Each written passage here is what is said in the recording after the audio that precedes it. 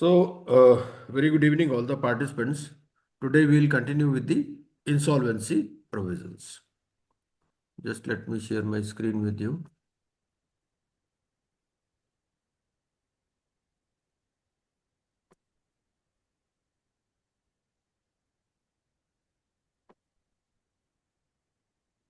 Just a minute.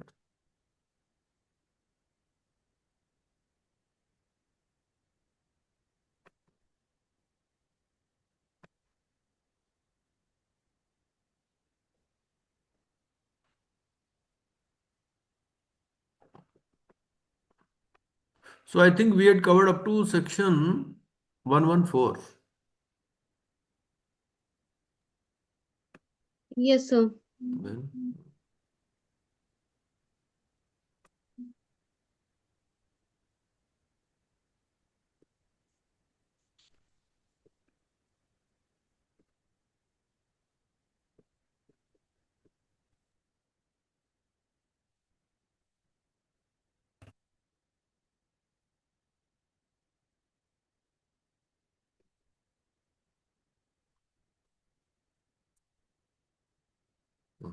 I hope my screen is visible. Is it visible?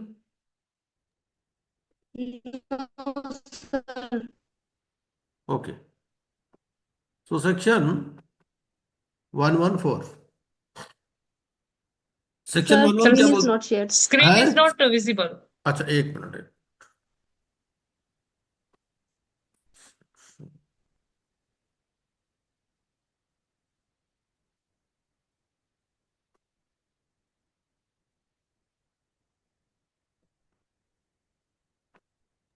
Yes, sir. Now it's visible.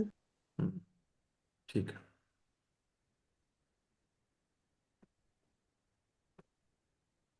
Section 114. Section 114 क्या बोलता है? Section 114 बोलता है order of adjudicating authority on repayment plan. The adjudicating authority shall by an order approve or reject the repayment plan on the basis of the report of the meeting of creditors submitted by the resolution professional under section 112. But before we proceed further, थोड़ा सा बताइए मेरे को कि repayment plan is to be prepared by whom? Repayment plan तैयार कौन करता है? Sir, debtor. Debtor in consultation with RP or on his own? In consultation with RP. Very good, ठीक है. और whether it is necessary to call the meeting of creditors? No, sir. It's not necessary. क्योंकि Right, credit है right. depend. So if he decides not to call the meeting, then he has to give reasons in writing, right? अच्छा, एक बार ये repayment plan तैयार हो गया, उसके बाद क्या होगा? रीपेमेंट प्लान हो गया, ठीक है. उसके बाद आरपी क्या करेगा? रीपेमेंट प्लान तो 105 में है. रीपेमेंट प्लान तैयार हो गया, ठीक है. उसके बाद में क्या करेंगे? ये स्क्रीन पर नजर आ रहा है आपको? हाँ सर, वो फॉरवर्ड कर देगा to the persons who are bound by the repayment plan. Basically he will prepare a report, हाँ, यस सर. है ना. सबसे पहले तो इसको रिपोर्ट तैयार करनी है, और जैसे रिपेमेंट प्लान तैयार हुआ ये अपना एक रिपोर्ट तैयार करेगा, और रिपोर्ट में ये देगा कि भाई it is in compliance with law, it has reasonable prospect, और there is a necessity of meeting, summoning a meeting, है ना. और यहां पर जिस डेट को मीटिंग कॉल करनी है, टाइम एंड प्लेस, वो भी बताएगा, ठीक है.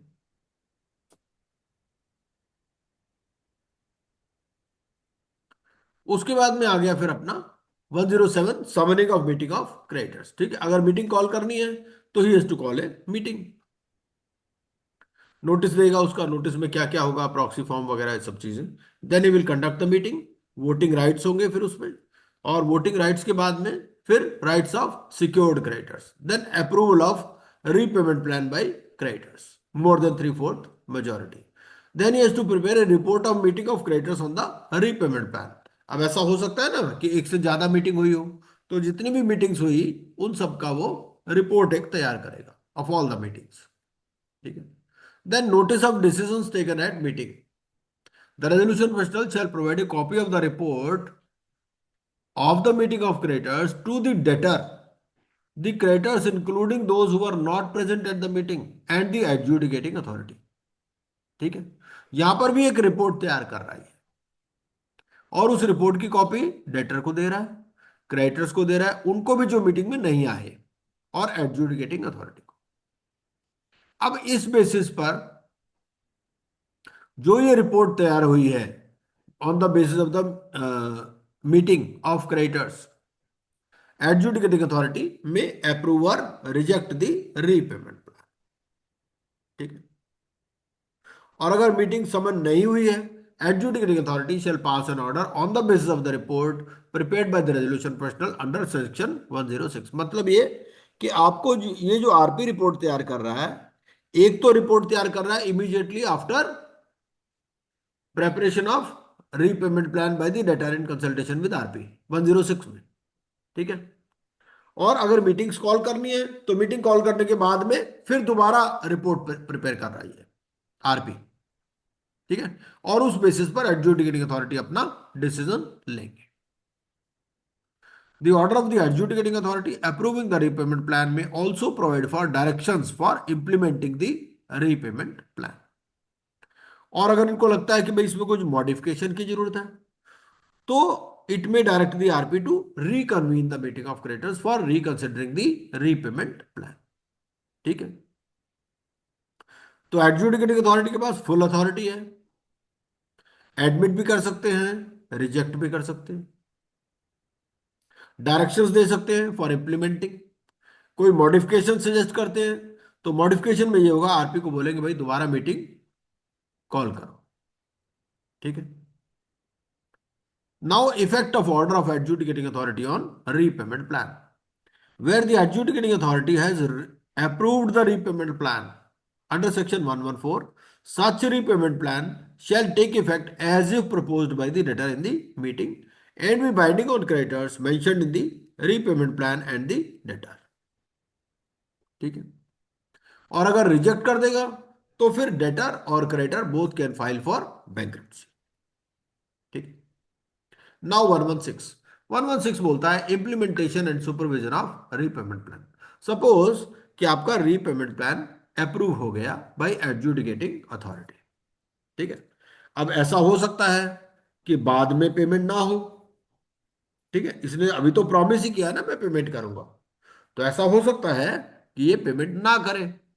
तो उस सिचुएशन में क्या होगा, उसका आंसर भी रेगुलेशंस में दिया हुआ है, वो भी हम देखेंगे। The resolution professional appointed under section 97 or under section 98 shall supervise the implementation of the resolution plan। तो कौन सुपरवाइज करेगा, RP. And the RP may apply to the adjudicating authority for directions if necessary in relation to any particular matter arising under the repayment plan। अगर repayment plan में कुछ भी दिक्कत आएगी तो adjudicating authority को अप्रोच करेगा and adjudicating authority में issue the directions। 117 हो गया completion of the repayment plan, क्योंकि रीपेमेंट प्लान में टाइम होगा, साल 2 साल 6 महीने जो भी होगा, है ना। The resolution professional shall within 14 days of the completion of the repayment plan forward to the persons who are bound by the repayment plan under section 115 and the adjudicating authority। तो जब भी कंप्लीट हो जाएगा repayment plan उसके 14 दिन के अंदर ये क्या करेगा, forward to the persons who are bound by the repayment plan and the adjudicating authority the following documents। पहला, एक तो ये बताएगा कि repayment plan has been fully implemented। ठीक है। And a copy of a report by the RP summarising all receipts and payments made in pursuance of the repayment plan, क्योंकि जो भी रिसीट्स एंड पेमेंट्स होंगी इसके थ्रू ही होंगी, है ना। And extent of the implementation of such plan as compared with the repayment plan approved by the meeting of creditors। The resolution provisional may apply to the adjudicating authority to extend the time mentioned in subsection 1 for such further period not exceeding 7 days. ठीक है, 14 days का period है after completion, but it may be extended by another 7 days. 118 बोलता है repayment plan coming to end prematurely. A repayment plan shall be deemed to have come to an end prematurely if it has not been fully implemented in respect of all persons bound by it within the period as mentioned in the repayment plan. क्योंकि कई लोगों को payment करनी होगी, मान लीजिए कुछ लोगों को पेमेंट कर दी, बाकियों को नहीं किया पेमेंट, है ना, तो वो फिर क्या माना जाएगा? It will be deemed to have come to an end premature. Wherever repayment plan comes to an end prematurely under this section, the resolution professional shall submit a report to the adjudicating authority, which shall state the receipts and payments made in pursuance of the repayment plan, the reasons for premature end of the repayment plan, and the details of the creditors whose claims have not been fully satisfied.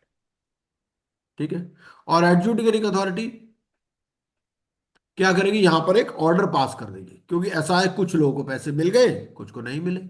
तो adjudicating authority shall pass an order on the basis of the report submitted under subsection 2 by the resolution personal that the repayment plan has not been completely implement. ठीक है, and the debtor और the creditor whose claims under repayment plan have not been fully satisfied shall be entitled to apply for a bankruptcy order. ठीक है, तो 3 sections हैं जिसमें bankruptcy के लिए अप्लाई करते हैं. Section 100 by the creditors, section 115 bye debtor और क्रेडिटर, और सेक्शन 118 इसमें भी डेटर और क्रेडिटर. ठीक फिर से बोलो सर, एक एक बार फिर से सर, सेक्शन सर है 100, ओ सेक्शन फिर से बोलो सर, 100, 100. 115 और हाँ. 118. 100 ओके में तो ओके. क्या है, शुरुआत में ही बैंक्रप्सी हो जाती है हम्म. कि जब लगता है कि debtor is trying to play fraud on the RP or creditors. So the creditors can file for bankruptcy without going through the insolvency process. वहां इंसॉल्वेंसी के लिए नहीं जाना, सीधा बैंक्रप्सी. सेक्शन 115 क्या है कि प्लान जो दिया वो रिजेक्ट हो गया, तो फिर बैंक्रप्सी में जा सकते. 118 क्या है? प्लान शुरू हुआ, अप्रूव हो गया, इंप्लीमेंटेशन भी हुआ, पर पूरा कंप्लीट नहीं हुआ, कुछ को पैसे मिल गए, कुछ को नहीं मिले, तो जिनको नहीं मिले वो जा सकते हैं. ठीक है, the adjudicating authority shall forward to the persons bound by the repayment plan under section 115 a copy of the report submitted by the RP to the adjudicating authority, order passed by the adjudicating authority, or adjudicating authority shall forward a copy of the order to the board. ठीक है, और 119 बोलता है कि discharge order. भाई जिनका payment हो गया उनको तो, उनके लिए तो डिस्चार्ज ऑर्डर हो जाएगा. डिस्चार्ज ऑर्डर में क्या लिखा जाता है? डिस्चार्ज ऑर्डर में लिखा जाता है भाई ये डेट्स की पेमेंट हो चुकी है. ठीक है, on the basis of the repayment plan the resolution provisional shall apply to the adjudicating authority for a discharge order in relation to the debts mentioned in the repayment plan and the adjudicating authority may pass such discharge order. ठीक है, तो repayment plan may provide for early discharge और discharge on complete implementation of the repayment plan. ठीक है, the discharge order shall be forwarded to the board for the purpose of recording entry, and the discharge order under subsection 3 shall not discharge any other person from any liability in respect of his debt. ठीक है, और फिर standard of conduct आपको follow करना है. तो ये यहां तक तो था हमारा इंसॉल्वेंसी का प्रोविजन. अब हम एक बार ना इसके रेगुलेशंस भी देख लेते हैं before we move to bankruptcy. खास तौर से हमें क्या देखना है? खास तौर से हमें देखने हैं वो वाले रेगुलेशंस जहां पर कि ये पेमेंट अगर नहीं हुआ तो क्या होगा.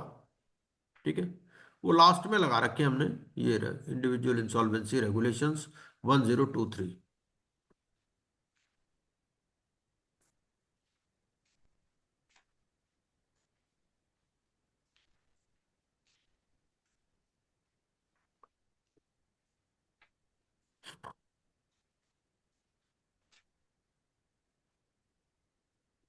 ये है 1023, ये इंसॉल्वेंसी रेगुलेशन.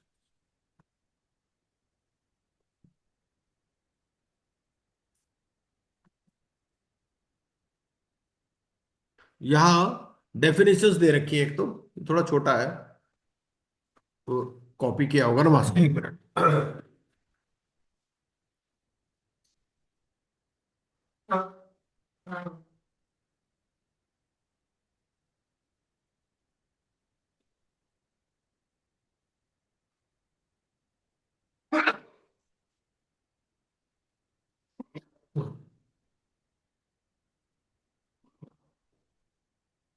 आप अपने, सॉरी, सिस्टम में भी खोल सकते हैं इंसॉल्वेंसी रेगुलेशंस में। एक तो डेफिनेशन है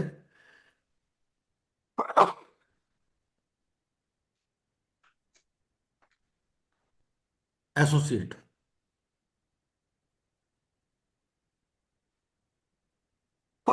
तो एसोसिएट किसको बताता है ये?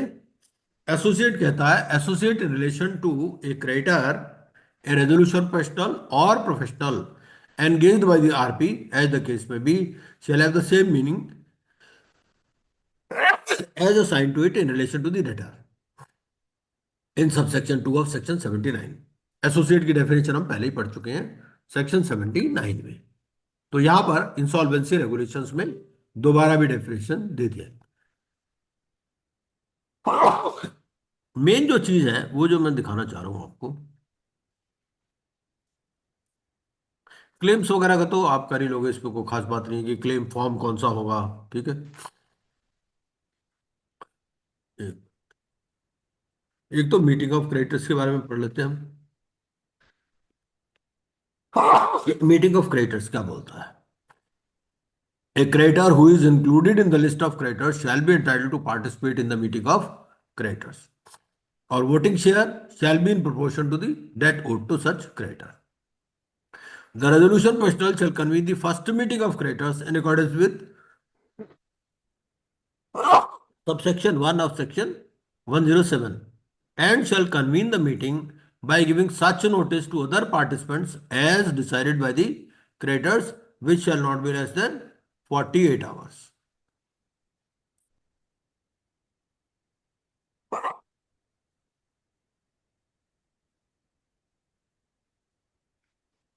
The resolution professional shall convene a meeting of creditors on a request by creditors having 33% of voting share of creditors. The notice under this regulation shall be served on every participant at the address provided to the resolution professional. Shall- Sir, एक minute.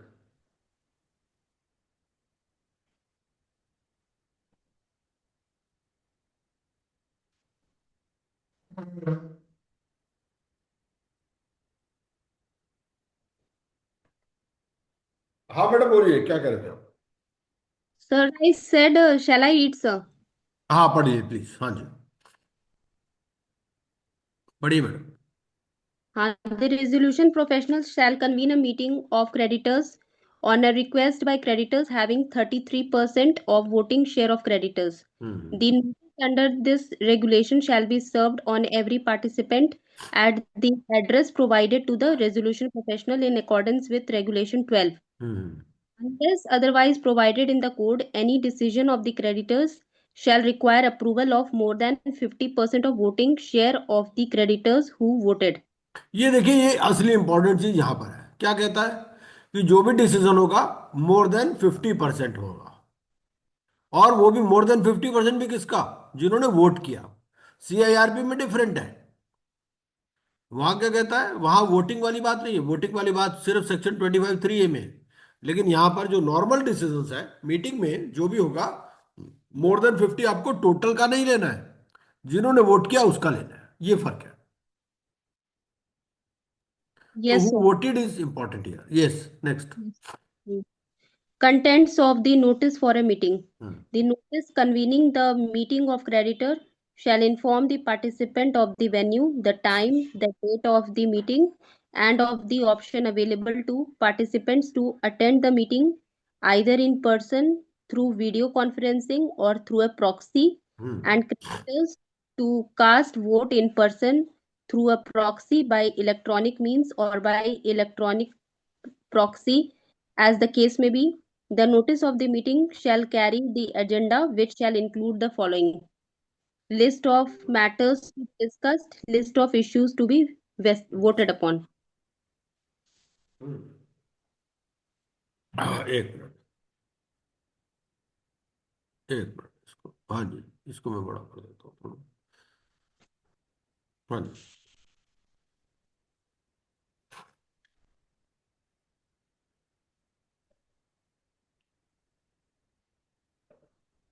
नजर आ रहा होगा आपको, relevant documents relation to the matter.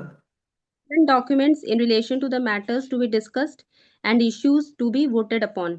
If an option to attend the meeting through video conferencing is made available to the participant, the notice of the meeting shall state the process and the manner for attending the meeting, provide the login ID and the details of a facility for generating password for access to the meeting in a secure manner, and provide मेरे हिसाब से इसको हम skip कर सकते हैं, इतना कोई इंपॉर्टेंट नहीं है ना।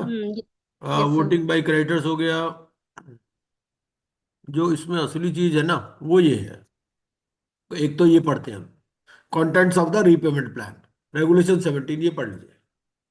Okay sir. Hmm, Contents of repayment plan. The repayment plan shall provide the following: the hmm, term of the repayment plan and its implementation schedule, including the amount to be repaid and date of repayment to creditors. Hmm. Course तो of अब आप ये limit. देखिए, पूरा इसमें amount भी repaid है और डेट भी है, डेट भी देनी है इसको।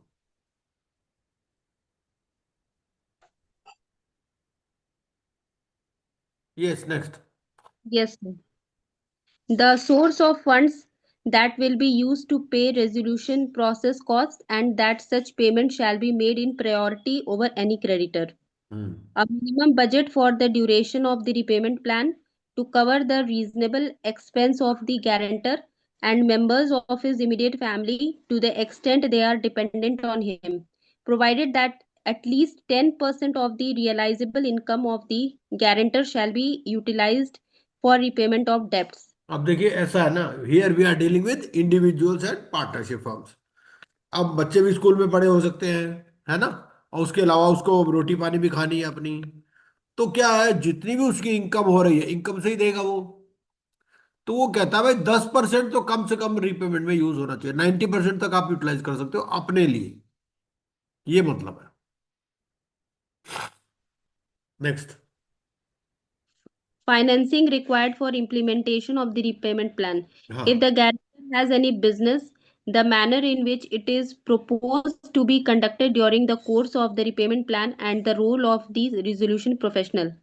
The manner in which funds held for the purposes of the repayment plan in interest invested invested or और otherwise dealt with.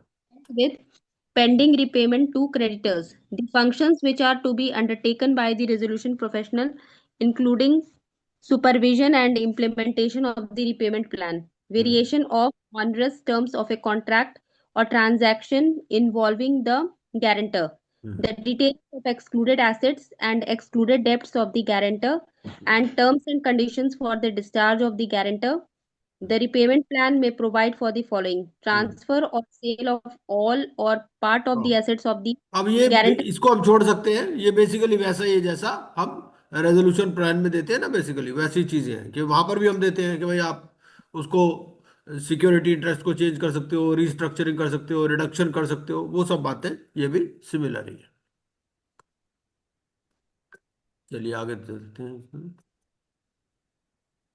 Purchase of assets by certain person, ये देख लेते हैं, regulation 18। Purchase of assets by certain persons. The following person shall not purchase or दुखी है acquire. इसमें। मेरी team मतलब अब तो क्या मेरी टीम, चलो ठीक है अभी भी है। The following person shall not purchase or acquire any interest in the property of guarantor directly or indirectly without permission of the adjudicating authority, the resolution professional, or any partner or director of the insolvency professional entity of which the resolution professional is a partner or director, any professional appointed by the resolution professional for the resolution process, any creditor, any company where the guarantor or a creditor is a guarantor or director, promoter or director, any associate of the guarantor, creditor, or resolution professional. The adjudicating authority may set aside purchase or acquisition made contrary to the provisions of this regulation and may make such order as it may deem fit. Basically बात यह है कि जो भी property है guarantor की, ठीक है ना, ऐसा नहीं कि वो डायरेक्टली इनडायरेक्टली उसी किसी आदमी के पास चली जाए। आरपी भी नहीं खरीद सकता।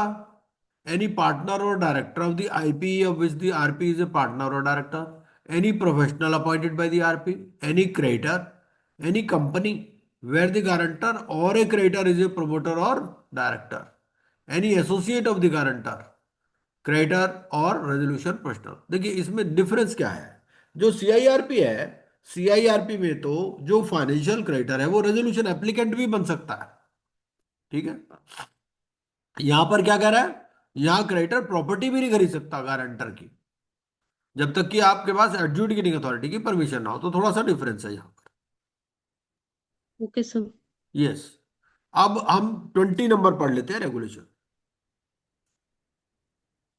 रेगुलेशन 20 पढ़ लीजिए, breach of repayment plan by the guarantor.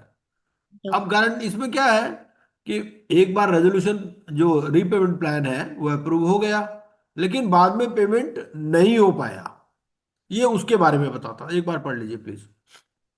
breach of repayment plan by the guarantor. हाँ। If, in the opinion of the professional, the guarantor has failed in implementation of the repayment plan, the resolution professional shall, within 3 days of knowledge of such failure, issue a notice to the guarantor identifying the failure and requiring him within 15 days of receipt of the notice to address such failure if it can be addressed, or provide an explanation for the failure.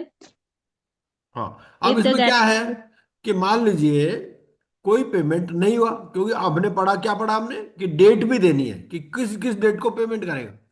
अगर मान लीजिए उस date को payment नहीं हुआ, तो जैसे with in 3 days of the knowledge वो गारंटर को एक नोटिस इशू करेगा कि भाई देखो ये फेलियर आपने किया, ये आपने प्रॉमिस किया था, ये आपने पेमेंट नहीं किया। पहले इसमें बेसिक बेसिक फंडा क्या है कि इसको चांस देंगे कि हो सकता है किसी वजह से पेमेंट नहीं हो पाया, उसकी फैमिली में कोई डेथ हो गई, कुछ हो गया, कुछ भी हो सकता है ना। We are dealing with individuals. तो उसको पहले चांस दिया जाएगा, ऐसा नहीं कि सीधे एडजुडिकेटिंग अथॉरिटी के पास पहुंच जाएंगे, है ना। पहले अपने लेवल पे समझने की कोशिश करेगा कि प्रॉब्लम क्या है। Yes please. If the guarantor within the period specified under sub-regulation 1 addresses the failure in implementation of the repayment plan or provide a satisfactory explanation for such failure, the resolution professional shall report the failure to creditors within 7 days of the date of failure addressed or explanation provided for such failure. हाँ। In cases not covered under sub-regulation 2, the resolution professional may apply to the adjudicating authority under subsection 2 of section 116 for directions if he is of the opinion that the failure will affect the implementation of the repayment plan. हाँ, अब अगर लगता है मान लो कोई जवाब ही नहीं देता, सेटिस्फैक्टरी एक्सप्लेनेशन नहीं है, तो फिर एडजुडिकेटिंग अथॉरिटी से पूछेंगे। अगर उसके पास रीजनेबल कॉज है तो फिर अभी चलने देंगे इसको। Yes. Next. Application for discharge order. The resolution professional shall, for the purpose of discharge order, file an application along with copies of the notice and report under section 117 to the adjudicating authority under section 119. On consideration of the notice and the report under subsection 1 of section 117, the adjudicating authority may pass the discharge order. Next, non cooperation by guarantor. Non-cooperation by guarantor. In the event of non-cooperation of the guarantor at any time during the resolution process period or during the implementation of the repayment plan, the resolution professional shall prepare a statement in this effect and file the same with the adjudicating authority for appropriate directions. बस यही तक ही है, उसके बाद में तो forms वगैरह है फिर। तो अब हम चलते हैं बैंक्रप्सी के ऊपर। एक मिनट। बैंक्रप्सी के ऊपर जाएं इससे पहले आपका कोई सवाल हो इंसॉल्वेंसी से रिलेटेड तो अभी यही पूछ लीजिए।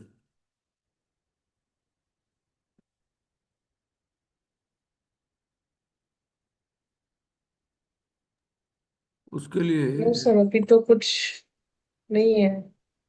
एक मिनट, इंसॉल्वेंसी से रिलेटेड ना, एक मिनट, ये जो है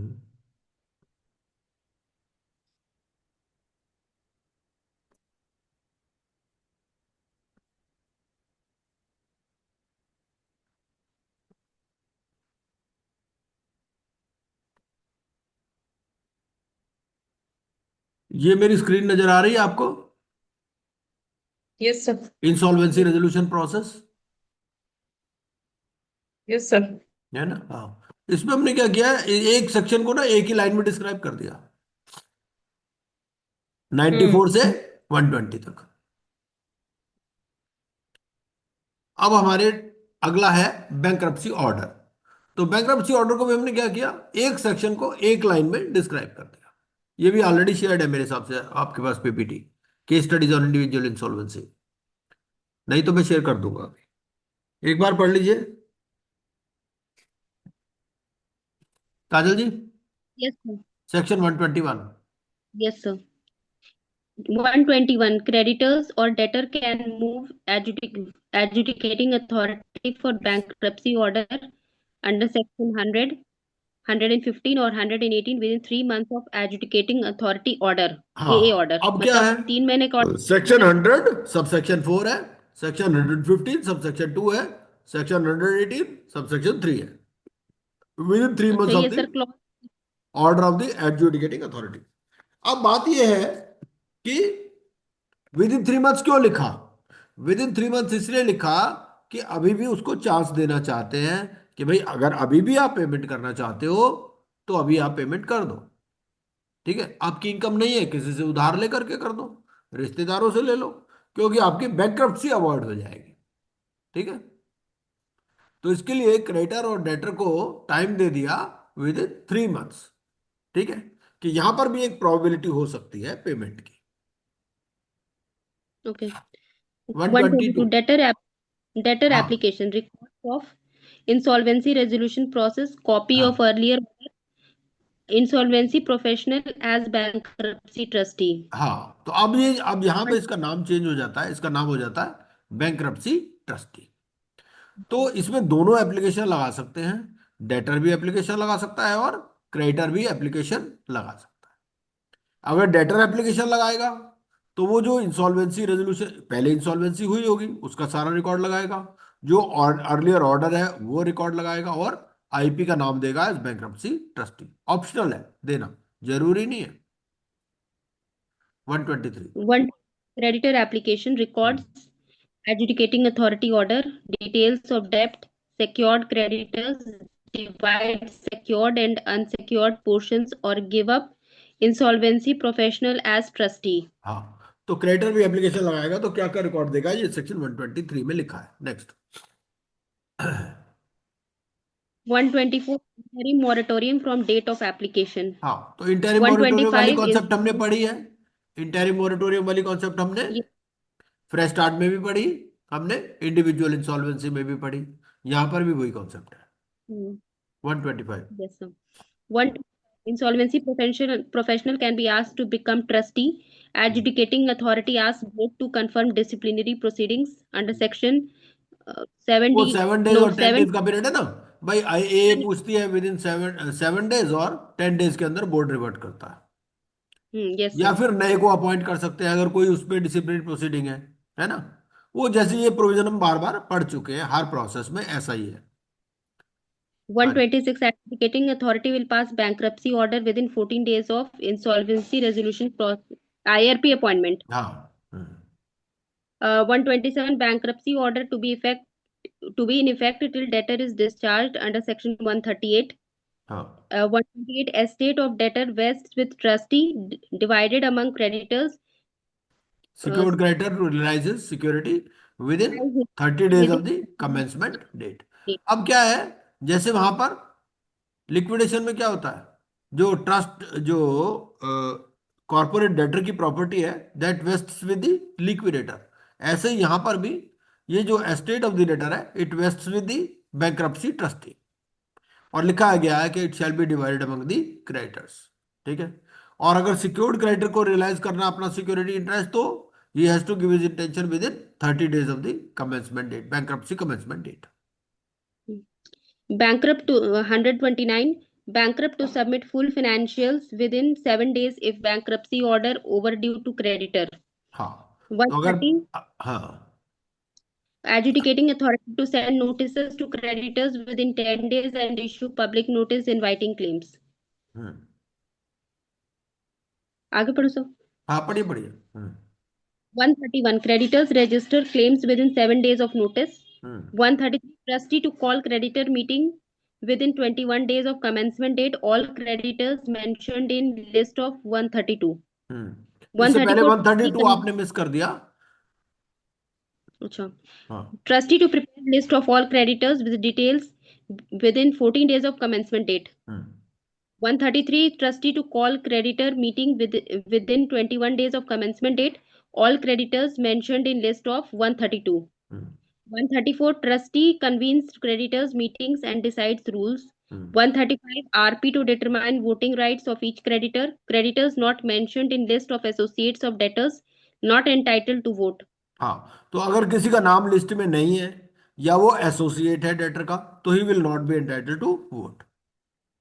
136. Trustee to conduct administration and distribution as per chapter 5. 137. On completion of distribution, trustee shall call meeting of creditors and provide details. Committee to approve within 7 days. 138. Trustee to ask adjudicating authority for discharge order in 1 year of commencement date, 7 days of committee of creditors approval. committee of creditors approval. 139. Discharge order will discharge debtor from all the bankruptcy debt. 140. From commencement date, bankrupt disqualified from public trustee elected positions. Bankrupt restricted from acting, working in corporate capacity and keep all business associates appointed, appraised. Apprise. 140 142. Adjudicating authority can recall order if it sees error or if all debts and expenses have been discharged to its satisfaction. 143. Trustee to perform his duties in compliance with code of conduct. 144. Trustee fee in proportion to estate. 145. Creditor committee may seek replacement of IRP through 75%. Adjudicating authority and board to nominate 7 days or 10 days or 14 days. 146. Trustee can resign if he retires or sees conflict. Replacement through adjudicating authority or board 7 days or 10 days or 14 days. भाई 7 days में 147. ये board को लिखेगा, 10 days में board revert करेगा और उसके 14 days में दोबारा रीअपॉइंटमेंट हो जाएगा। 147. Vacancy in office of trustee to be filled in same manner. Old trustee to provide all information and cooperation. हाँ, क्योंकि 148. वैकेंसी भी हो Trustee सकती है ना, released through मान लीजिए resignation. बैंक्रप्सी ट्रस्टी की डेथ हो गई, कुछ हो गया, है ना, तो फिर उस केस में ये प्रोविजन है 147 का। 148. 148। Trustee released through resignation, replacement, or completely bankruptcy process with effect from date of approval by committee of creditors. हाँ, तो इसमें क्या है, इसको भी रिलीज किया जाता है अलग से बैंक्रप्सी ट्रस्टी को। चलिए, और उसके आगे है फिर administration and distribution of the estate of the bankrupt. अब ये अलग पूरा पूरा एडमिनिस्ट्रेशन एंड डिस्ट्रीब्यूशन का अलग पूरा चैप्टर इन्होंने दिया हुआ है, इसको भी बाद में पढ़ लेंगे। और एक मिनट, अब हम जरा सीधा उस पर चलते हैं।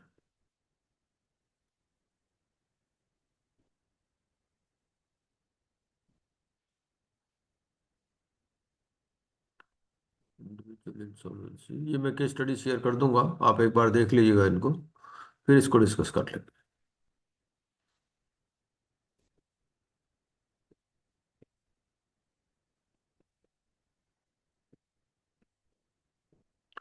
ये इलस्ट्रेशन है, थोड़े मुश्किल सेक्शंस हैं, तो मैंने हर हर सेक्शन की एक इलस्ट्रेशन बना दी है।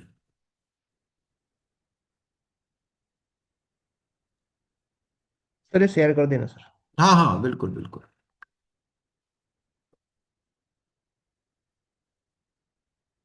ये तो हो ही गया हमारा रेस्टार्ट प्रोसेस, तो कर लिया। इंसॉल्वेंसी वाला हो गया।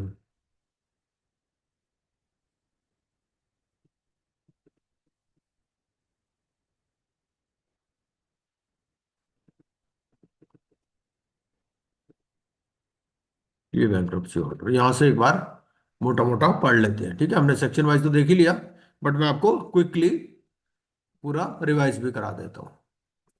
सबसे पहले इसमें सेक्शन 120 तक हम पढ़ चुके हैं। 121 क्या बोलता है कि एप्लीकेशन एप्लीकेशन फॉर बैंक्रप्सी के लिए तीन सेक्शन मैंने बताए थे आपको। Section 100 subsection 4, section 115 subsection 2, section 118 subsection 3। Section 100 subsection 4 क्या था? इसमें यह था कि अगर debtor is trying to play fraud, ठीक है। Fraud, yes sir. सेक्शन 115(2) क्या है? If the repayment plan is rejected by the adjudicating party. और सेक्शन 18 सबसेक्शन 3 क्या है? Repayment plan was approved, it was partly implemented but all the creditors were not paid, है ना। तो फिर 118 subsection 3 है। तो इनमें से कोई भी सेक्शन हो सकता है। और ये 3 महीने का पीरियड देते हैं to file an application for bankruptcy. Reason मैंने बता दिया कि बैंक्रप्सी इज ए ब्लॉट और इंडिविजुअल्स रेपुटेशन। तो इसके लिए यहां पर भी एक टाइम दे दिया कि हो सकता है भाई 3 महीने में वो कहीं से मांग मूंग के पेमेंट कर दे, है ना, अगर बैंक्रप्सी से बचना चाहता है तो। नहीं तो फिर बैंक्रप्सी स्टार्ट हो जाएगी, ठीक है। Where the debtor is a firm, अब यहां पर भी थोड़ा सा फर्क है। इंसॉल्वेंसी में क्या है? Majority of partners. यहां क्या है? अगर एप्लीकेशन पार्टनरशिप फर्म ने फाइल करनी है तो इट में be filed by any of its partners. दोनों में फर्क है। इंसॉल्वेंसी एप्लीकेशन पार्टनरशिप फर्म में क्या whether any of the partners can file? The answer is no. वहां पर क्या है? मेजॉरिटी और ऑल, है ना। यहां क्या लिखा है? It can be filed by any of its partners. दोनों में फर्क है, ठीक है। 122 122 क्या बोलता है? एप्लीकेशन बाई डेटर, कि अगर डेटर एप्लीकेशन लगाएगा तो क्या क्या रिकॉर्ड लगाएगा, ठीक है। अब यह है कि डेटर अगर एप्लीकेशन लगा रहा है तो स्टेटमेंट ऑफ अफेयर्स है ऑफ द डेटर, ठीक है। अब फॉर्म तो कोई प्रेस्क्राइब नहीं है इसके लिए, तो आपको रेगुलेशन 10 देख लेना है इंसॉल्वेंसी रेजोल्यूशन प्रोसेस का for personal guarantors to corporate debtor. Debtor भी और क्रेडिटर भी दोनों ही प्रपोज कर सकते हैं इंसॉल्वेंसी प्रोफेशनल का नाम, ठीक है, कंपलसरी नहीं है। एक और इंपॉर्टेंट पॉइंट है, N application for bankruptcy by the debtor shall not be withdrawn without the leave of the adjudicating authority। अगर डेटर ने एक बार एप्लीकेशन फाइल कर दी तो विड्रॉल के लिए फिर आपको परमिशन लेनी है एडजुडिकेटिंग अथॉरिटी से। 123 बोलता है एप्लीकेशन बाय क्रेडिटर, ठीक है। एप्लीकेशन बाय क्रेडिटर में भी जो सिंगल लाइन है, हमने अगर उसको भी ध्यान से पढ़ोगे ना तो सारी मोटी मोटी बातें उसमें लिखी हुई है ना। क्या होता है इतने सेक्शन पढ़े नहीं जाते कई बार, तो आपको क्या करना है, उस लाइन से ही पढ़ सकते हो।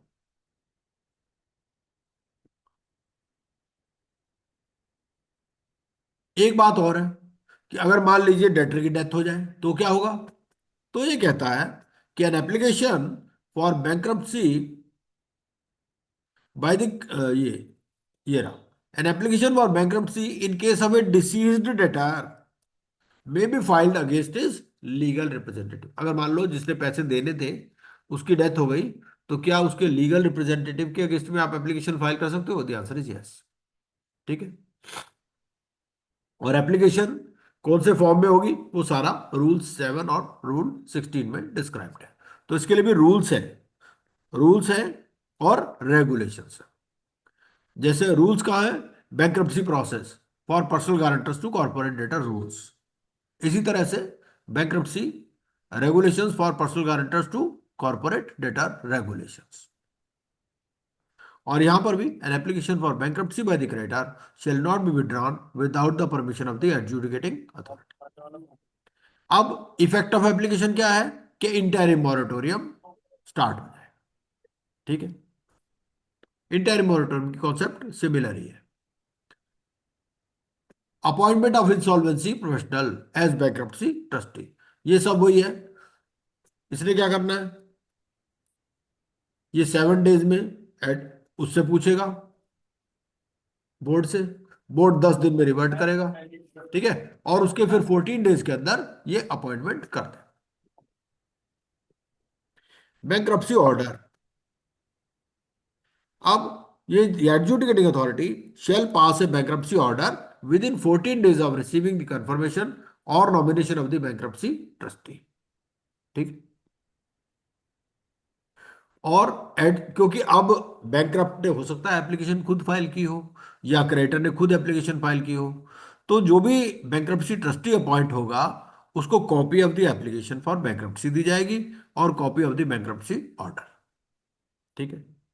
और ये ऑर्डर कब तक इफेक्टिव रहेगा? ये bankruptcy order it shall continue to have effect till the debtor is discharge under section 138, ठीक है। और इफेक्ट ऑफ बैंकरप्सी ऑर्डर क्या होगा? ये इफेक्ट ऑफ बैंकरप्सी ऑर्डर है क्या? एस्टेट जो है ये बैंकरप्सी ट्रस्टी के पास चली जाएगी, ठीक है। हमने इंसॉल्वेंसी में क्या पढ़ा था? यहाँ इंसॉल्वेंसी में ये था कि he continues to stay in control. क्या यहाँ कस्टडी एंड कंट्रोल का कॉन्सेप्ट है? The answer is no. Insolvency में वो अपने आप भी बिजनेस चला सकता है और उसकी हेल्प से भी चला सकता है, इंसॉल्वेंसी प्रोफेशनल की हेल्प से भी। लेकिन अगर एक बार बैंकरप्सी स्टार्ट हो जाए तो जो एस्टेट ऑफ द बैंकरप्ट है it shall vest in the bankruptcy trustee, ठीक है।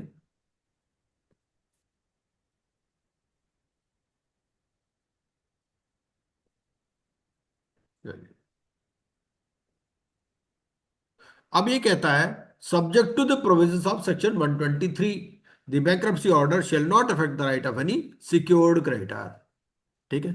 अब बैंकरप्सी तो स्टार्ट हो गई, तो सिक्योर्ड क्रेडिटर का क्या होगा? सिक्योर्ड क्रेडिटर अपनी मर्जी से वो रिलाइज कर सकता है, लेकिन उसको ये इंटेंशन अपनी डिस्क्राइब करनी पड़ेगी।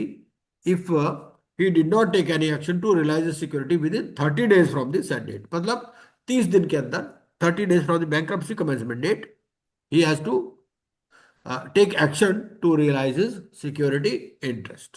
एक मिनट,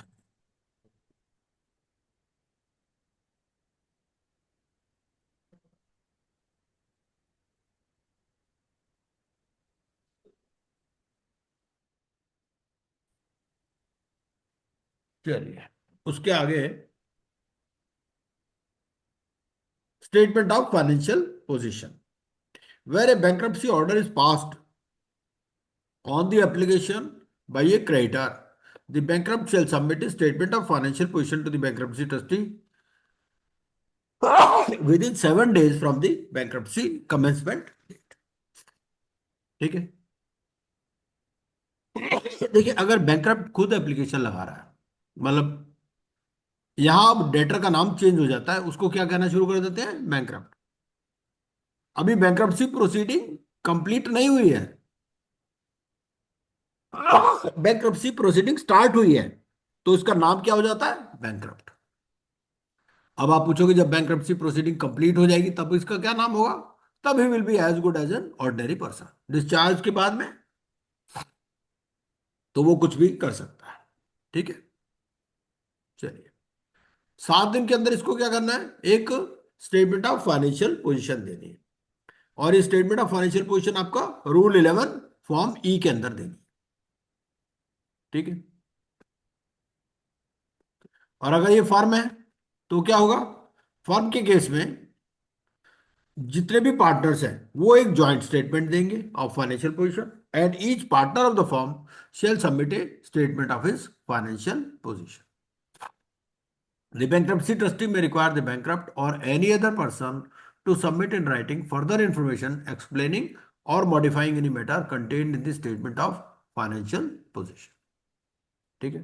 उसके बाद में पब्लिक नोटिस होगा inviting claims from creditors. The adjudicating authority shall send notices within 10 days of the bankruptcy commencement date.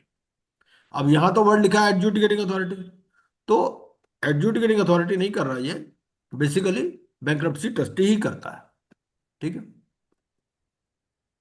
वो रेगुलेशंस में क्लियर हो जाएगा।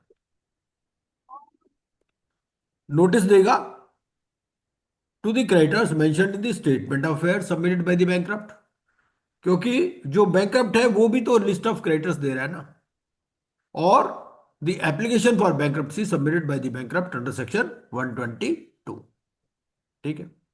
And issue a public notice inviting claims from creditors. और public notice में ही रहेगा कि claims आपके कब तक आने हैं। And they have to be issued in one English and one vernacular newspaper. जहां पर जो ये डेटा बैंकक्रप्ट रिजाइड करता है, affixed on the premises of the adjudicating authority and placed on the website of the adjudicating authority। Registration of claims, 7 दिन के अंदर इनको अपने क्लेम्स रजिस्टर करने हैं। ठीक है। Preparation of list of creditors, उसके बाद में वो विद इन 14 डेज ये लिस्ट बना लेगा। फिर उसके बाद में मीटिंग कॉल होगी जो भी क्रेडिटर्स है, और उस नोटिस में क्या क्या जाएगा, date which shall not be less than 21 days from the bankruptcy commencement date। ठीक है। Forms for proxy specify the form and manner, conduct of the meeting of creditors. Quorum कौन डिसाइड करेगा, बैंक्रप्सी ट्रस्टी। ठीक है। और क्या business उसके अंदर डिसाइड होगा, establishment of committee of creditors, any other business that the bankruptcy trustee thinks fit to be transacted. ठीक है। The bankruptcy trustee shall not adjourn the meeting of the creditors for any purpose for more than 7 days at a time। ठीक है। 135 क्या बोलता है कि every creditor mentioned in the list under section 132, क्योंकि एक तो लिस्ट बैंकक्रप्ट ने दे दी, उसके बाद में पब्लिक नोटिस से भी क्लेम्स आ गए, है ना, तो ये लिस्ट बना ली इसने। तो जिसका भी नाम लिस्ट में है उसको ये नोटिस देगा बैंक्रप्सी ट्रस्टी। ठीक है। या उसका proxy shall be entitled for voting। The resolution professional shall determine the voting share to be assigned to each creditor in the manner specified by the board। और यहां परसेंटेज है more than 50% of those who voted। ठीक है, कोई भी decision लेने के लिए। A creditor shall not be entitled to vote in respect of a debt for an unliquidated amount। CIRP में भी सेम ही है, जब तक डेट क्रिस्टलाइज नहीं होता, लाइबिलिटी क्रिस्टलाइज नहीं होती, तब तक आपको वोटिंग राइट नहीं मिलता। उसके अलावा किनको वोटिंग राइट नहीं मिलेगा, जिनका नाम लिस्ट में नहीं है। ठीक है। या जो एसोसिएट है बैंकक्रप्ट के, जैसे वहां पर रिलेटेड पार्टी की कॉन्सेप्ट है, रिलेटेड पार्टी को वोटिंग नहीं मिलती है ना, वोट शेयर नहीं होता। ऐसे यहां पर जो भी हुआ एसोसिएट्स ऑफ द बैंकक्रप्ट। 136 बोलता है कि administration and distribution of the estate of the bankrupt. ये कहता है कि आपको चैप्टर 5 के हिसाब से होगा। चैप्टर 5 फिर रख देता है ये conduct of administration.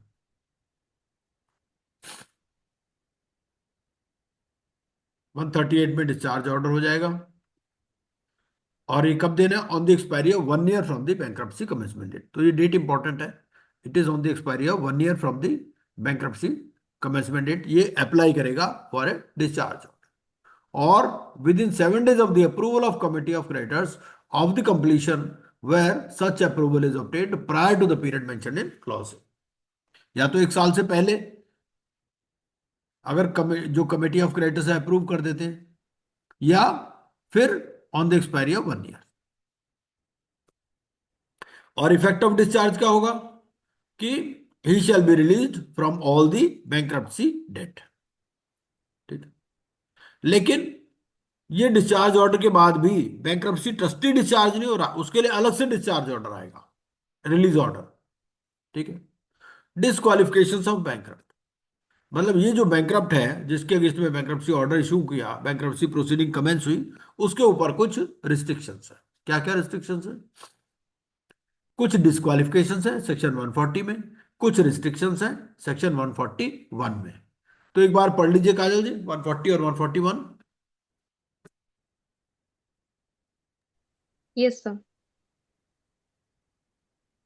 Disqualification of bankrupt. हाँ। The bankrupt shall, from the bankruptcy date, be subject to the disqualifications mentioned in this section.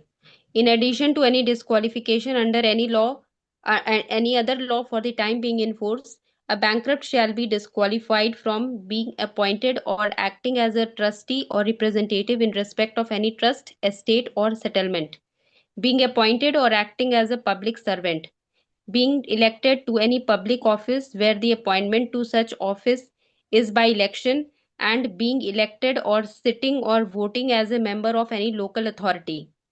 Any disqualification to which a bankrupt may be subject under this section shall cease to have effect if the bankruptcy order against him is modified or recalled under section 142 or he is discharged under section 138. For the purpose of this section, the term public servant shall have the same meaning as assigned to it in section 21 of the Indian Penal Code 1860. Restrictions on bankrupt. A bankrupt from the bankruptcy commencement date shall not act as a director of any company or directly or indirectly take part in or be concerned in the promotion, formation or management of a company without the previous sanction of the bankruptcy trustee. He be prohibited from creating any charge on his estate or taking any further debt.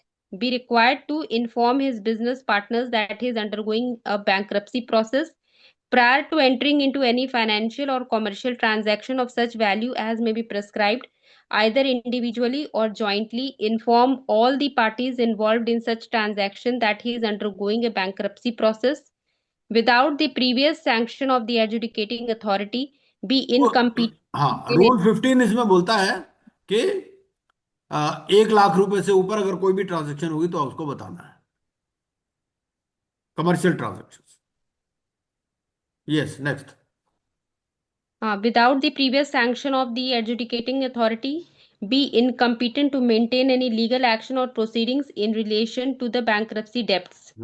तो ये कुछ restrictions हैं जो 141 में दे रखी हैं और कुछ डिस्क्वालिफिकेशंस हैं जो कि सेक्शन 140 में।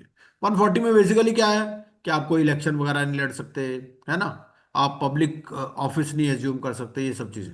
और रिस्ट्रिक्शंस में क्या है कि आप डायरेक्टर नहीं बन सकते, है ना, कोई चार्ज क्रिएट नहीं कर सकते, आपको अपने बिजनेस पार्टनर्स को बताना है कि आपकी बैंक्रप्सी चल रही है, कोई लीगल एक्शन अगर आपने लेना है तो वो भी उसके लिए एडजुडिकेटिंग अथॉरिटी की परमिशन की जरूरत है। सर इसमें आउटसाइड इंडिया का कॉन्सेप्ट नहीं दिया सर, है ना, जो लास्ट में ये आ गया ना, नेक्स्ट पेज पे अच्छा नेक्स्ट पेज में सर ये आ गया ना, एफ पॉइंट। हाँ, not to be permitted to travel overseas without the permission of the adjudicating authority. तो सर हाँ फ्रेश इसमें है, बैंक्रप्सी में है। हाँ, फ्रेश स्टार्ट में है और बैंक्रप्सी में है, इंसॉल्वेंसी में नहीं है। Insolvency Yes. में इसीलिए नहीं है कि हो सकता है वो पेमेंट कर दे, तो ज्यादा रिस्ट्रिक्शंस क्यों लगानी, है ना। ठीक है sir. Yes. Any restriction to which a bankrupt may be subject under this section shall cease to have effect if the bankruptcy order against him is modified or recalled under section 142 or he is discharged under section 138. अब 142 पढ़ लेते हैं। 142 क्या बोलता है? Modification or recall of bankruptcy order. अगर मान लीजिए कोई बैंक्रप्सी ऑर्डर में कोई गलती हो गई, कोई अपरेंट रिकॉर्ड हो गया, है ना, अपरेंट मिस्टेक हो गई, या फिर यह है कि सारी पेमेंट हो गई, ऐसा भी हो सकता है ना, वो पेमेंट कर दे, किसी से उधार लेके पेमेंट कर दे। तो अगर पेमेंट हो जाए तो भी बैंक्रप्सी ऑर्डर को रिकॉल कर लेंगे।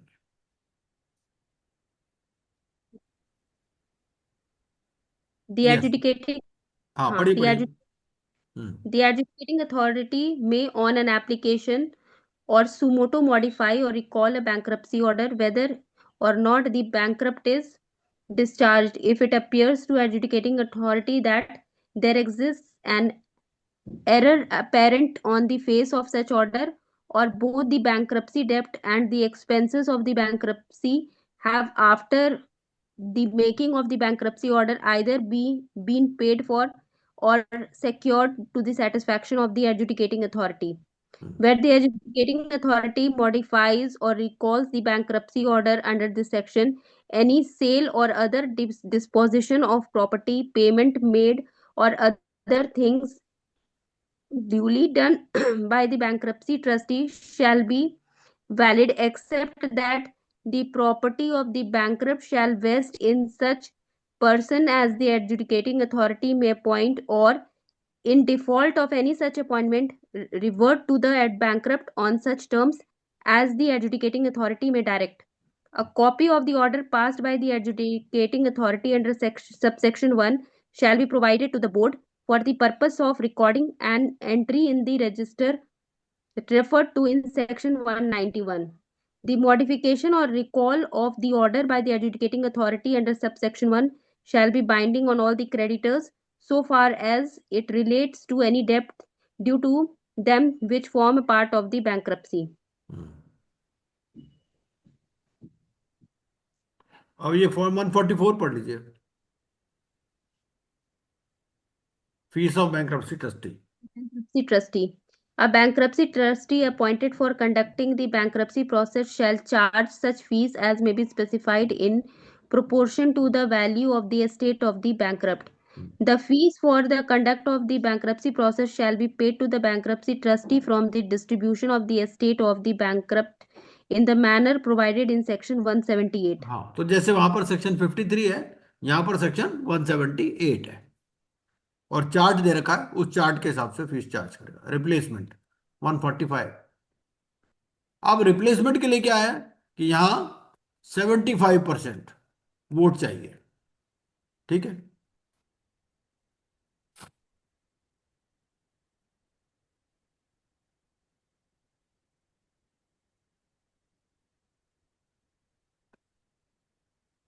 और एडजुडिकेटिंग अथॉरिटी 7 दिन के अंदर बोर्ड को लिखेगी, बोर्ड 10 दिन के अंदर रिवर्ट करेगा, वही सब कहानी, ठीक है। रेजिग्नेशन वाला हमने देख लिया, कोई रिजाइन भी कर सकता है, और 147 में कैजुअल वैकेंसी भी हो सकती है।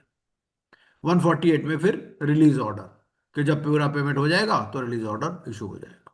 उसके बाद में आता है administration and distribution of the state of the bankrupt. 149, 149 में क्या है कि फंक्शंस क्या है बैंकक्रप्सी ट्रस्टी के।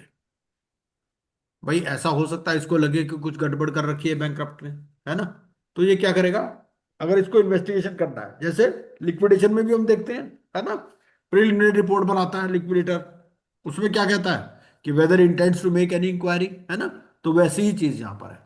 Investigate the affairs of the bankrupt, realise the estate of the bankrupt and distribute the estate of the bankrupt, ये इसके फंक्शंस। 150 में फिर ड्यूटीज आ गई। ड्यूटीज क्या है, the bankrupt shall assist the bankruptcy trustee in carrying out his functions। ये duties of bankrupt है। जो भी इंफॉर्मेशन इसके पास देगा, अगर अटेंड करना है मीटिंग्स तो मीटिंग अटेंड करेगा। Giving notice to the bankruptcy trustee of any of the following events which have occurred after the bankruptcy commencement date. एक बार बैंकक्रप्सी स्टार्ट हो गई, मान लीजिए उसके पास उसने कोई नई प्रॉपर्टी एक्वायर कर ली, तो वो उसकी इंफॉर्मेशन इसको देनी है। Devolution of any property upon the bankrupt, कोई प्रॉपर्टी उसके ऊपर डिवॉल्व हो गई, डिवॉल्व का मतलब कहीं से आ गई, है ना, कोई उसका रिश्तेदार था जिसका कोई लीगल हेयर नहीं था, यही सबसे क्लोजेस्ट था, इसके ऊपर इसको प्रॉपर्टी मिल गई, है ना, तो उसकी भी इंफॉर्मेशन देनी है। Increase in the income of the bankrupt, अगर कोई इनकम में इंक्रीज होगा तो उसकी इंफॉर्मेशन देनी है आपको। Doing all other things as may be prescribed, ठीक है। और कितने दिन के अंदर इंफॉर्मेशन देनी है, ये कहता है द बैंकक्रप्ट शैल गिव, एक minute, notice of the increase in income or acquisition within 7 days of such increase, acquisition और devolution। इसका कोई फॉर्मेट नहीं है ना, वो प्लेन पेपर पे दे देगा या ईमेल पे दे देगा। राइट्स ऑफ बैंक्रप्सी ट्रस्टी, अब क्योंकि the trust, the estate of the bankrupt is wasting in the bankruptcy trustee, तो उसको कुछ राइट भी देने पड़ेंगे। ये सेम ही है जैसे लिक्विडेटर के राइट होते हैं, है ना। भाई प्रॉपर्टी अपने नाम में होल्ड कर सकता है, कॉन्ट्रैक्ट कर सकता है, he can sue and be sued, enter into engagements, employ persons to assist him, execute any power of attorney, ठीक है। फिर कुछ जनरल पावर्स है बैंक्रप्सी ट्रस्टी की। 152 में क्या बोलते हैं कि he may sell any part of the estate, he give may give receipts, prove rank and draw dividend, ठीक है। Where any property is held by any person by way of pledge, ठीक है, कोई प्रॉपर्टी प्लेज में पड़ी हुई है तो उस केस में क्या राइट होगा, ये exercise the right of redemption. Where any part consist of securities in a company, ठीक है, which is transferable in the books, the right to transfer the property. Deal with any property comprise to which the bankrupt is beneficially attached, मतलब कोई भी property कहीं पर भी है, कोई शेयर्स हैं, है ना, अब सारे राइट तो बैंकक्रप्सी ट्रस्टी के पास आ गए, है ना, तो बैंकक्रप्सी ट्रस्टी को ही वो शेयर्स क्लेम करने पड़ेंगे वहां से। उसके अलावा जैसे हमारे पास सेक्शन 128 है, सेक्शन 128 क्या बोलता है, सेक्शन 128 बोलता है भाई नॉर्मल डिसीजंस तो आरपी ले लेगा, है ना। लेकिन मेजर डिसीजंस के लिए सीओसी का अप्रूवल है। ऐसे यहां पर भी हुई है कि bankruptcy trustee for the purpose of this chapter may after procuring the approval of the committee of creditors ये सारे काम कर सकता है। carry on any business of the bankrupt as far as may be necessary for winding it up beneficially। ठीक है, अगर business चलाना है तो उसके लिए अप्रूवल लेना पड़ेगा सीओसी का। bring institute or defend any legal action except as consideration for sale of property, mortgage or pledge any property, where any right, option or other form, part of the estate of the bankrupt, make payment or incur liabilities, refer to arbitration, make compromise or arrangement। ठीक है, तो ये सारा इसमें जो important है वो क्या है, आई पॉइंट इंपॉर्टेंट है, आई और थोड़ा डिफरेंट है। डिफरेंट कैसे? क्योंकि जब सीआईआरपी होता है तो उस केस में तो कस्टडी एंड कंट्रोल आरपी के पास आ जाता है। यहां पर क्योंकि we are dealing with individuals and partnership firms जिनके बिजनेस के बारे में हो सकता है उनको खुद ही पता हो, तो यहां पर क्या कर सकता है ये, बैंकरप्ट को भी अपॉइंट कर सकता है। ठीक है, to supervise the management of the state of the bankrupt on any part of it. जैसे वो कहता है भाई आप सिनेमा हॉल चला रहे थे, हमें मेरे को तो सिनेमा हॉल की नॉलेज नहीं है, तो आप ही चलाओ इसको। ठीक है, carry on his business for the benefit of his creditors, assist the bankruptcy trustee in investing the estate of the bankrupt। मतलब bankrupt को भी अपॉइंट किया जा सकता है। ठीक है, वेस्टिंग ऑफ एस्टेट, एस्टेट जो है vesting, the estate of the bankrupt shall vest in the bankruptcy trustee immediately from the date of his appointment. Section 155 estate of the bankrupt, estate में क्या रहेगा, जो भी प्रॉपर्टी उसकी है। ठीक है, capacity to exercise and to initiate proceedings for exercising all the powers, all property by which of any is comprised in the estate। और इसमें क्या इंक्लूड नहीं होगा, एक तो जो एक्सक्लूडेड एसेट्स हैं, एक्सक्लूडेड एसेट्स की डेफिनेशन हमने सेक्शन 79 में पढ़ी थी। क्या क्या थे बेसिकली, फर्नीचर, व्हीकल्स, है ना, जो कि पर्सनल यूज के लिए हैं या बिजनेस यूज के लिए हैं, एनी एनकम्बर्ड लाइफ इंश्योरेंस पॉलिसी वगैरह, तो वो सारे ये एस्टेट में नहीं आएंगे क्योंकि वो पर्सनल है, और उसके या फिर ऑर्नामेंट्स ऑफ सच वैल्यू, है ना, वो सब चीजें। या property held by the bankrupt on trust for any other person, अगर बैंकरप्ट कोई ट्रस्टी है ना, तो उस केस में तो उस ट्रस्ट वाली प्रॉपर्टी तो इसके पास नहीं आएगी ना, बैंकरप्सी ट्रस्टी के पास। All sums due to any workman और employee from the provident fund, pension fund and gratuity fund, जैसे सेक्शन 36 में होता है। सेक्शन 36 अगर मान लीजिए यहाँ पर जो गारंटर है वो कोई बिजनेस चला रहा है, उसने पीएफ का पैसा रखा हुआ है एम्प्लॉयज का, तो वो जो पैसा है वो फिर इसका पार्ट नहीं बनेगा बैंकरप्सी एस्टेट का। ठीक है, 156 delivery of property and documents to bankruptcy trustee. अब यहां पर क्या है, क्योंकि बैंकरप्सी एस्टेट बन गई है, सारी प्रॉपर्टी बैंकरप्सी ट्रस्टी के पास आ गई है, तो जो बैंकरप्ट है, हिज बैंकर और एजेंट और any other person having position of any property, books, papers और other records which bankruptcy trustee is required to take possession for the purpose of the bankruptcy process shall deliver the said property and documents to the bankruptcy trustee। ठीक है, अब आ जाता है section 157। 157 बोलता है acquisition of control by the bankruptcy trustee. The bankruptcy trustee shall take possession and control of all property, books, papers, and other records, ठीक है, which belong to him or are in his possession or under his control। अगर कोई property में actionable claims हैं तो क्या होगा, they shall be deemed to have been assigned to him. उसके बाद में सेक्शन 158 ऑनवर्ड्स जो है, ये सेक्शन 158 से लेकर के हमारा सेक्शन 164 तक, तक। बल हाँ, तो ये जो चीजें है ना, ये बल्कि 168 तक आप ले लो। इसमें क्या है कि ये जो है, इसके लिए मैंने, ये थोड़े से डिफिकल्ट सेक्शंस हैं, तो मैंने क्या किया हुआ, इसके लिए ना हर सेक्शन के लिए एक इलस्ट्रेशन बना रखी है। ठीक है, मैं वो इलस्ट्रेशंस आपके साथ शेयर करता हूं। ये 158, एक मिनट, ये जो है एक-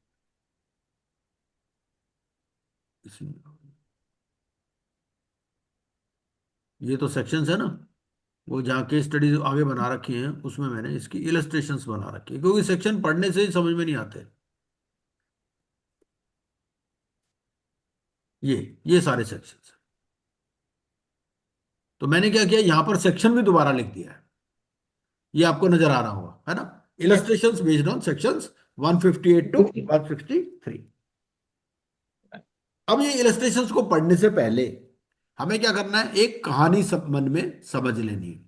अगर कहानी समझ में आ जाए तो फिर क्या है, ये सेक्शन भी समझ में आ जाएंगे। तो एक बार पढ़ लीजिए, शीतल जी आप पढ़ लो, पढ़ सकते हो आप। Yes, sir. हाँ। Mm, Mohanlal. हाँ। Mohanlal stood guarantor for loan taken by XYZ Limited from PNB. Hmm. On default by XYZ Limited, insolvency proceedings were initiated by PNB against Mohanlal under Section 95. Hmm. The repayment plan proposed by Mohanlal could not be completed and bankruptcy proceedings were initiated against Mohanlal by PNB. Hmm. PNB had applied under Section 123 on 1st December 2021, and the application was admitted by NCLT via its order under Section 126 on 15th January 2022. Discharge order under Section 138 was issued on 28th February 2023. अब Mohanlal, इसमें पहले इससे आगे बढ़ें, इसमें हमें yes कुछ sir, dates नजर आ रही हैं। yes sir, ये डेट्स क्या है, सबसे पहले तो एप्लीकेशन कब लगाई। जब एप्लीकेशन लगाई तो हमें मालूम है कि क्या होता है, इंटरिम मॉरेटोरियम स्टार्ट हो जाता है। और yes जब sir. एप्लीकेशन एडमिट हो जाती है तो मॉरेटोरियम लग जाता है। Hmm. अब इस इलस्ट्रेशन में हमने क्या बताया, इस इलस्ट्रेशन में हमने ये बताया कि इस आदमी ने कुछ प्रॉपर्टी ट्रांसफर की। अब हम सेक्शन 158 को समझने की कोशिश कर रहे हैं। पहले तो हम पढ़ लेते हैं कि 158 बोलता क्या है ना। ये 158 बोलता है। अब हम 158 को पढ़ते हैं, उसके बाद में दोबारा इलस्ट्रेशन पर जाएंगे। 158 ये Section बोलता है 158. बेसिकली कि अगर कोई भी आपने एप्लीकेशन फाइल कर दी बैंक्रप्सी की, और अभी ऑर्डर नहीं हुआ, बैंक्रप्सी कमेंसमेंट डेट नहीं हुई, ठीक है, तो उसके पीरियड के बीच में जो भी ट्रांजैक्शन होगी वो वॉइड होगी। ठीक है। अगर उस बीच में आपने कोई प्रॉपर्टी डिस्पोज ऑफ कर दी, आपने एप्लीकेशन लगा रखी है बैंक्रप्सी की, लेकिन अभी एडमिट नहीं हुई, हो सकता है ना, बैंक्रप्सी एप्लीकेशन एडमिट होने में तो टाइम लगेगा, तो इसके बीच में अगर कोई ट्रांजैक्शन कर देते हो आप तो वो वॉइड होगी। और इसमें कोई भी आपका प्ली काम नहीं आएगा कि गुड फेथ पे थी, फॉर वैल्यू थी, विदाउट नोटिस थी। ठीक है। अब हम ये देखते हैं कि इसने, अब यहां देखिए, ये पढ़िए जरा, इसने Yes sir. एग्रीमेंट कब किया है, 5/12/2021 को।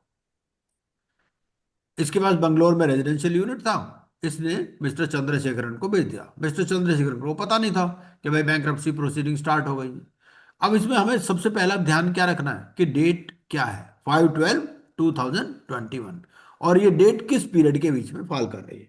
एप्लीकेशन इसने कब लगाई, 1 दिसंबर 2021 को, और एप्लीकेशन एडमिट हुई 15 जनवरी 2022 को।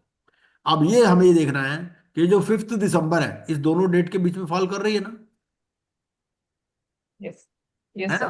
तो अगर Yes ये sir. इस डेट के बीच में फॉल कर रही है तो इस दौरान कोई भी प्रॉपर्टी बेचने की कोशिश करेगा तो वो वॉइड मानी जाएगी। All transaction. ठीक है। हाँ, Yes. चाहे उसने गुड फेथ में So, खरीदी है, फॉर वैल्यू खरीदी है, और उसको कुछ पता नहीं था बैंक्रप्सी प्रोसीडिंग का, तो भी ये प्ली काम नहीं करेगा। ठीक है। okay. तो अब ये कह रहा है कि भाई इसमें ये बताओ 158 के हिसाब से कौन सी ऑप्शन करेक्ट करेक्ट है। ये ट्रांसफर वर्ड मानी जाएगी, है ना। B. C transaction. हाँ हाँ।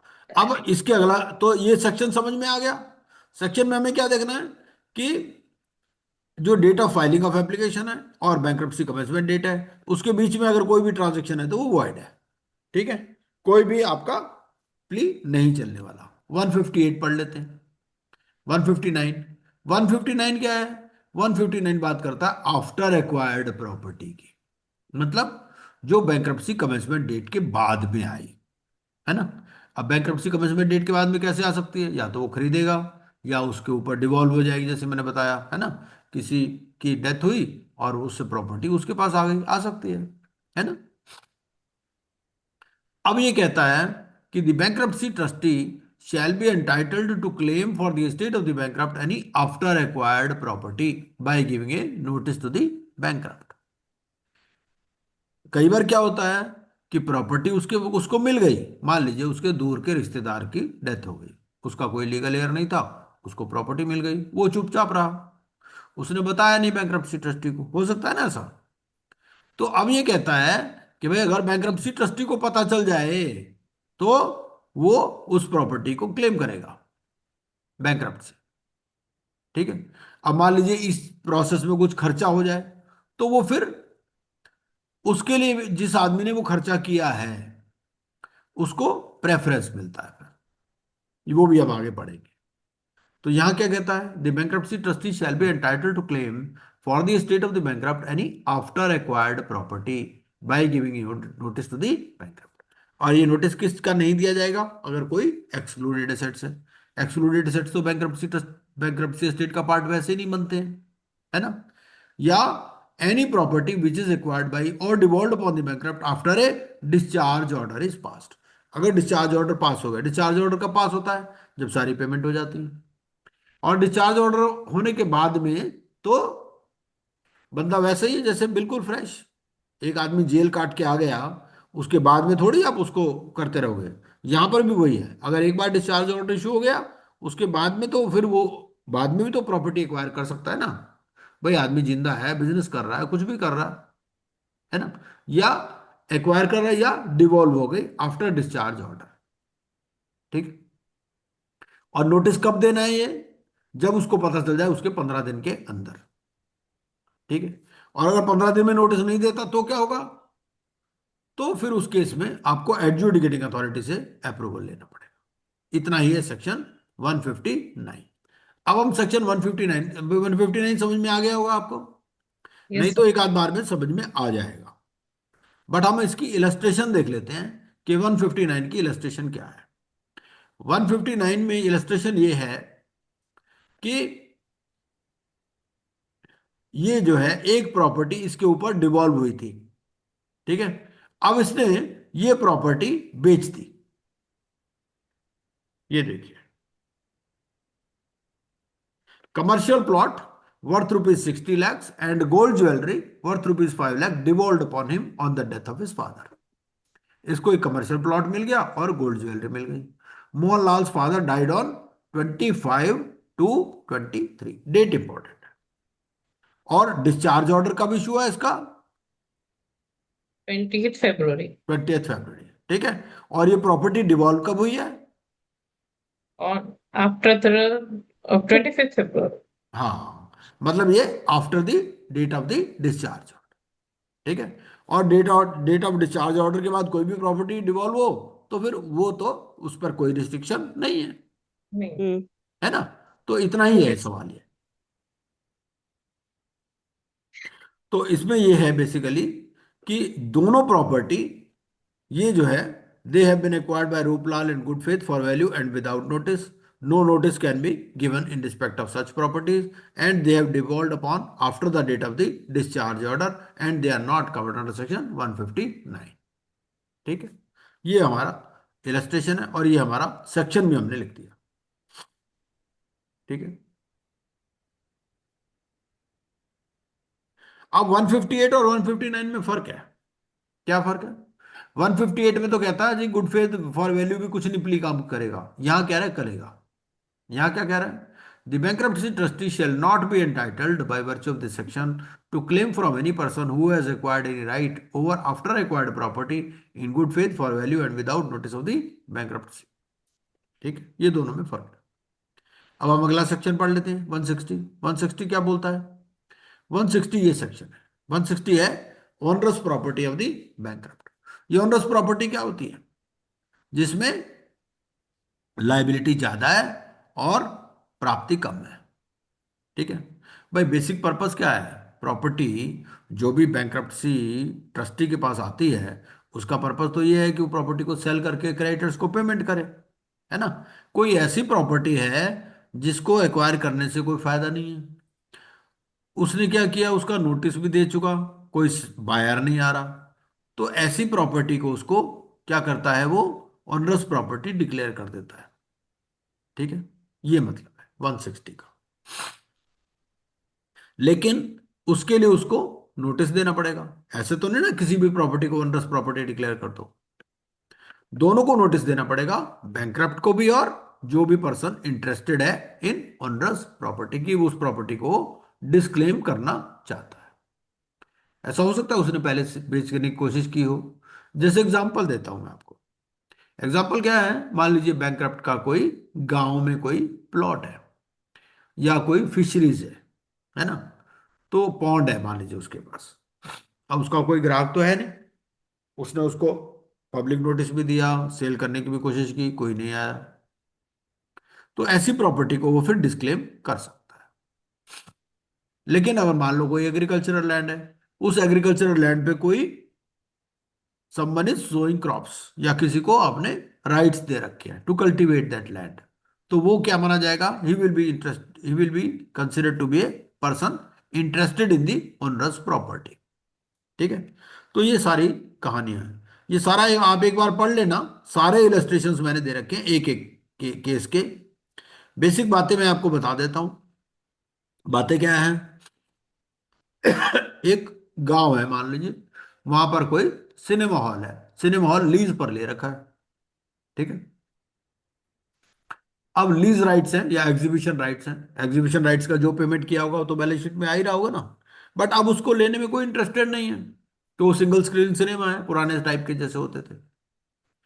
और मान लीजिए उसमें कोई कैंटीन कॉन्ट्रैक्टर है, जब सिनेमा चलता था तब कैंटीन वाले से भी कॉन्ट्रैक्ट किया था, कैंटीन वाले ने भी अपना कुछ सामान वहां लगा रखा है।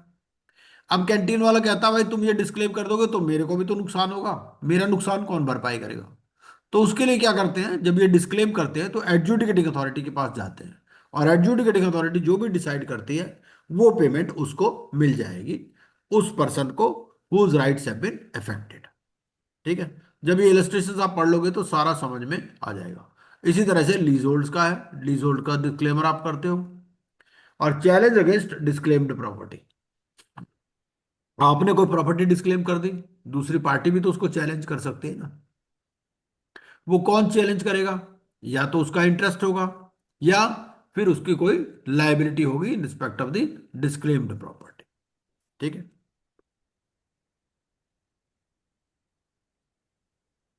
तो आज की कथा यहीं समाप्त करते हैं, है ना। फिर अगले क्लास में मेरे Yes, ख्याल sir. ये बैंक्रप्सी वाला प्रोसेस कंप्लीट हो जाएगा आपका। Okay, sir. Thank you. Thank you, sir. तो Good ये night. क्या मैं ये चैट बॉक्स में शेयर कर दूं, चैट बॉक्स में भी डाल देता हूं और ग्रुप पे डाल दूंगा, है ना, बेटर रहेगा। ठीक है, मैं ग्रुप पे शेयर कर दूंगा, Okay, अभी sir. शेयर कर दूंगा इसको। ठीक है, Okay. ओके।